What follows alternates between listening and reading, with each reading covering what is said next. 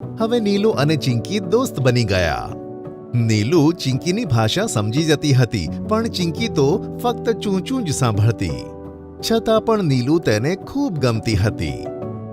નીલુનું જીવન સરસ જઈ રહ્યું હતું અને જંગલમાં ગોલ્ડી નીલુને શોધતા શોધતા તેના માળા પાસે પહોંચી ગયો.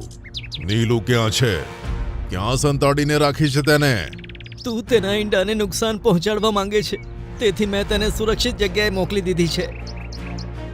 તેના ઈંડામાંથી બચ્ચું નીકળ્યા પછી મને જંગલમાંથી નીકાળી દેશે એવી પોપટની ભવિષ્યવાણી છે, તેથી મારે તે ઈંડાને ખતમ કરવું જ પડશે.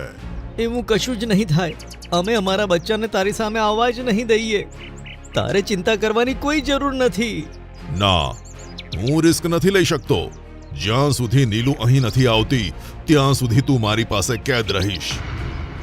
ગોલ્ડીએ નીલુના પતિને પોતાના પંજામાં દબાવ્યો અને પોતાના ઘરે લઈ જઈને તેને બંદી બનાવી દીધો.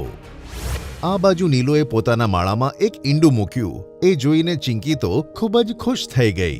ચિંકી અને નીલુ બંને મળીને ઈંડાની દેખભાળ કરવા લાગ્યા. થોડા દિવસો વીત્યા પછી એક સવારે કોઈ અવાજથી ચિંકીની ઊંઘ ઉડી ગઈ. તેણે ઉઠીને જોયું તો આ અવાજ ઈંડામાંથી આવી રહ્યો હતો. નીલુ ઈંડાની પાસે જ બેઠી હતી.